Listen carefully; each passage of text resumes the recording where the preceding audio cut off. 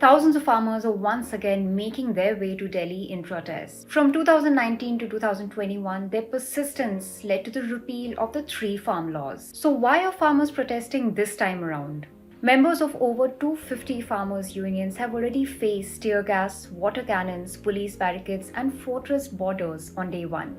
Internet services have been shut down in some districts, and several social media accounts related to the protests stand suspended. But let's return to the why. A big demand is a nationwide law on minimum support price or MSP, which would protect farmers from losses and insure them against market shocks.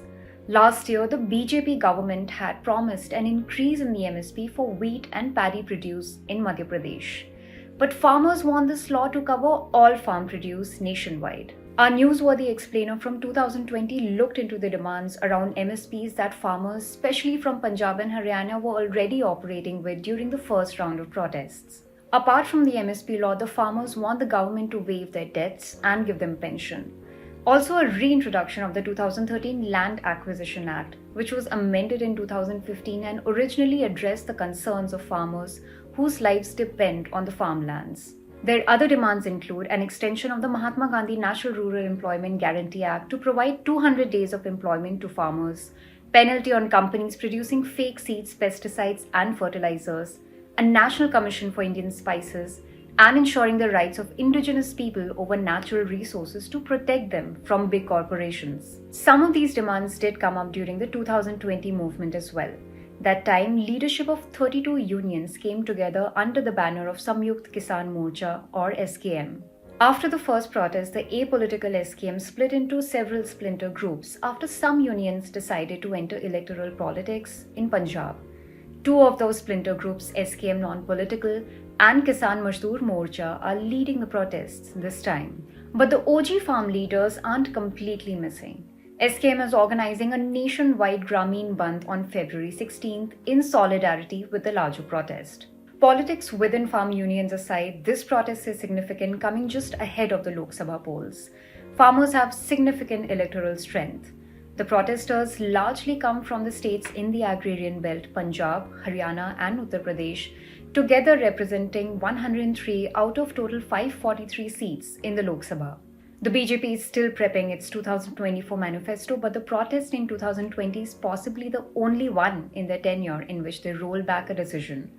For the India Alliance, which has been seeing exits of crucial allies, the protests present an opportunity to challenge the government. But politics aside, very real struggles underpin the demands of the farmers.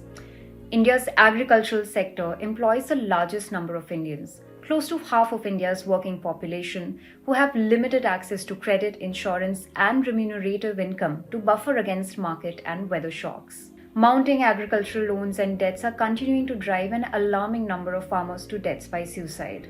India's National Crime Records Bureau counts deaths by suicide by farmers and how they were committed.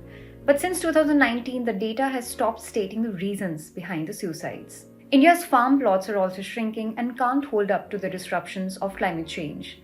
Over the years, the sector has been underperforming. It currently generates less than a fifth of India's GDP despite employing such a large workforce. And the irony of it all, among over 200 million people who can't afford nutritious meals in India, include farmers themselves. Promises have continued to pile up. In 2022, the centre assured it would set up a committee to bring out a report on MSP implementation. This never happened.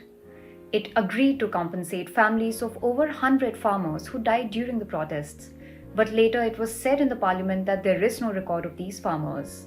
The farmers and many others are asking, what use is a Bharat Ratna to Chaudhry Charan Singh and Dr. M.S. Swaminathan if farmers are on the streets breathing tear gas? If you found this explainer helpful, do share. Plus, the Newsworthy grid on Instagram is being updated on developments on the ground.